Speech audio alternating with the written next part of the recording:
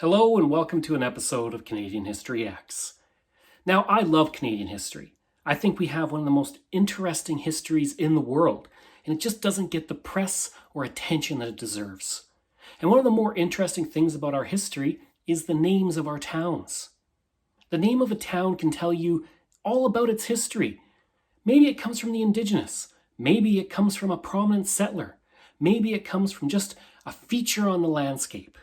Either way, it's interesting, and today I'm going to look at the various towns in Saskatchewan and how they got their names. So, let's begin with the capital, Regina. Now, as many people know, it was originally called Pile of Bones, but that name would change and would become Regina. So where does that come from? Well, it comes from Princess Louise, who was the wife of the Governor General at the time, and she named it in honor of her mother, Queen Victoria. So how do you get Queen Victoria to Regina? Well, Regina is the Latin name for queen, and that's where we get Regina. Now let's look at Moose Jaw.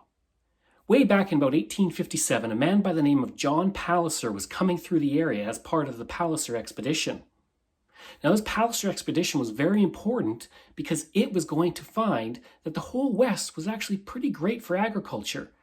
And for years, the Hudson Bay Company had said that it was not good for agriculture because they didn't want anything jeopardizing their fur trade.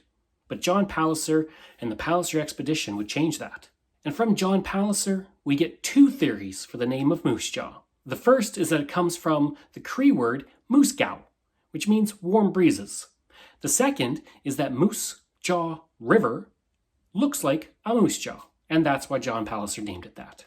Next up, Saskatoon. And you would think, most likely, it's named for the Saskatoon berries, and that's likely. But there's another theory that says that it's actually named from the Cree word Sask-kwa-tan, which means the place where the willows are cut. And that's because there was a lot of willow branches in that area that would be cut into arrow shafts. Climax. Now, you knew I was going to talk about Climax. Climax is that sexy name, and they really lean into it. Even at the town on the sign, it says, "Please come again." So, why is it called Climax? Well, it's not as sexy. It actually comes from an early settler who came from Climax, Minnesota. And in Climax, Minnesota, where'd that name come from? That name came from a chewing tobacco company. So Climax, Saskatchewan is named for a chewing tobacco company. Flin Flon. Now this is an interesting one. Flin Flon sits right on the border. Maybe I'm cheating a little bit including it, but I like the name. And its name actually comes from, and I apologize if I don't pronounce this correctly, Josiah Flintabity Floniton. That's quite the name, but this is the lead character in the Sunless City who journeys into the earth through a portal lined with gold, and that's where the name Flin Flon comes from. Lloydminster. Now this one is on the other side of Saskatchewan. Half's in Saskatchewan, half is in Alberta. Where'd it get its name? Well, way back, a man by the name of Isaac Montgomery Barr was leading a group of British colonists from Britain to this location where they're going to set up a colony. The whole point of this colony was to make it kind of a British utopia. The problem was Barr was horrible at his job, he was a terrible leader, and everybody hated him. But they really liked a man by the name of George Lloyd, who was kind of the spiritual leader. He was the minister for everybody, and he kept everybody going. So instead of calling this new location Barr Colony, they decided to honor George, and they named it Lloydminster. Now, Swift Current, beautiful community. The name Swift Current Creek comes from an Indigenous word, which means it flows swiftly. So, Swift Creek. And in 1874, Commissioner George French of the Northwest Mounted Police actually would write down the name Strong Current Creek on a map, and that would eventually become Swift Current. Weyburn. That's an interesting name. That doesn't come from the Indigenous, though.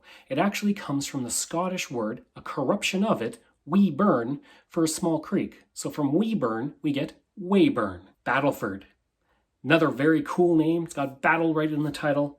It actually comes from the Northwest Mounted Police location of Fort Battleford, which was located at the junction of the North Saskatchewan River and the Battle River. The river for which the fort is named, Battle River, gets its name because Anthony Henday was coming through the area in about 1701. And he was commenting on a battle and a war going on between the Iron Confederacy and the Blackfoot Confederacy. So he gave that name, Battle River, to the river. Biggar, which has a fantastic slogan. New York is big, but this is bigger. It gets its name from William Biggar, who was the general counsel for the Grand Trunk Railway. And you'll find a lot of that through the prairies, a lot of places named for prominent individuals in the railway as a way of honoring them. Cabri, which is located just north of Swift Current, gets its name from the French word for antelope, because of all the pronghorn antelopes that are located in that area. Coronach. Now, some community names are really interesting, and I really like Coronach's name for that very reason. When it was founded in 1926, it was named for Coronach, the racehorse, which had just won the Epsom Derby in England that year. So, it's a community named for a racehorse. Carrot River? This is a real simple one. The Indigenous named it Carrot River because, well, there were a lot of wild carrots growing there, next to the river. So, Carrot River. Eastend, which gets its name from the Northwest Mounted Police, who had a detachment there, and it was at the east end of the Cypress Hills. Gravelbourg. It's a francophone community located in southern Saskatchewan, and it's got kind of a very interesting name too. It comes from John Pierre Gravel, who is a person of national historic significance because he helped bring 10,000 settlers from the United States into Saskatchewan. So, the name's called Gravelbourg in his honor. Grenfell. This is another community that's named for somebody in the railway. It's named for Philip Grenfell, who was an early shareholder in the Canadian Pacific Railway at the time. Hudson Bay. Now this is a weird one because Saskatchewan doesn't border Hudson Bay. Now originally there was a Northwest Trading Company post there named Etomami, which is an Indigenous word for where the three rivers meet. But eventually when people came out there, there was a junction and they named it Hudson Bay Junction. It was the junction where the railway came together. And that's why it's named Hudson Bay, because of Hudson Bay Junction. Indian Head. This is kind of a grisly one, if it's true. Don't really know.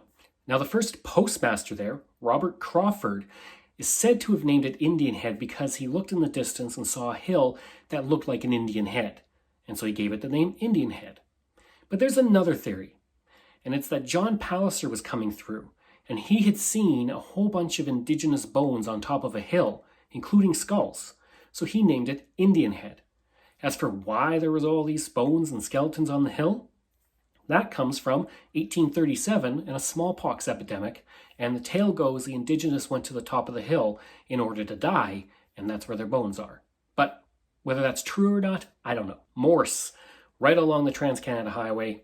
If you think this is named for the guy who invented Morse code, well, you're right. It's named for Samuel Morse, who is the inventor of the telegraph. Pontex. This community has a beautiful church, one of the most beautiful churches I've seen in the prairies. Now, it was really under a different name that came from Father Albert Marie Royer. But when the community was moved to a new location, it was named Pontex in honor of the father's original parish in France. Rosetown. Now, a lot of communities you'll see being named for prominent individuals from the area. Rosetown's a good example of that. It's named for James and Anne Rose, who were the first settlers to that area. And in 1907, when a post office and a settlement was beginning, the people there decided to honor the couple and call it Rosetown. Star City. Now you think this is a community that's got this amazing science fiction name. You look in Russia and you see Star City, and that's where the cosmonauts are. But in reality, it's actually just named for William Stark Lee, who was the original settler of the area, and he set up a post office and he decided, I'm going to give this post office my name, and you get Star City. Turtleford has the largest turtle statue in Canada, but its name kind of comes from a simple place. Now, it's named for the Turtle River, where you'd find a lot of turtles, and the ford part is because it was a place where a lot of people would cross the river at that point. So you get Turtleford. Yellowgrass. Now, this community on July 5th, 1937, hit 45 degrees Celsius, still the hottest temperature ever recorded in Canada. As for the name Yellowgrass, well, it comes from the yellow grass that grows in the area. Cadillac. Cadillac is a really cool community. When you go there, you'll see the street signs are actually named for various types of cars. But the car is not named for Cadillac. Well, actually, that's not true. In an indirect way, the car is named for Cadillac, Saskatchewan. You see, a lot of the settlers who came to the area, the French-speaking ones, were coming from Cadillac, Michigan. And so when they came here, they gave the community the name Cadillac to honor that first starting point. As for Cadillac Mission, that's named for the first settler from France who helped establish what would eventually be Detroit. So the car is named for that community, and if Cadillac, Saskatchewan is named for that community, then in a way, the Cadillac is named for Cadillac, Saskatchewan. Ebenezer. You're probably thinking this has got to be named for Ebenezer Scrooge, but it is not. In fact, it is named for the location Ebenezer, which is mentioned in the book of Samuel in the Old Testament. Val Marie, the hometown of Hall of Famer Brian Trottier. It gets its name from that person that we talked about, Jean-Pierre Gravel. And when he was coming to the area, he was naming various places to make it very enticing for the French-speaking settlers to come out. And he named it Val Marie, which is Valley of Mary. Elbow.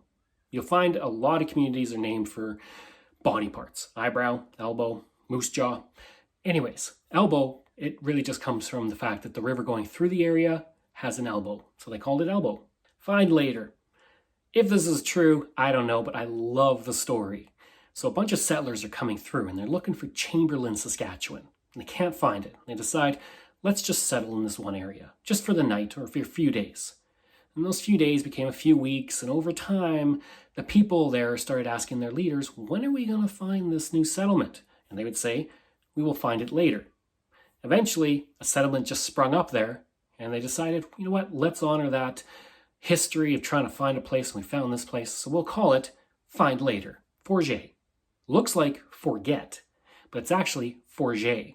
And it's named for Amenio Forget, the first lieutenant governor of Saskatchewan. And finally, Cut Knife. And this is named for Cut Knife Hill, which was an indigenous chief from the 1840s who died there.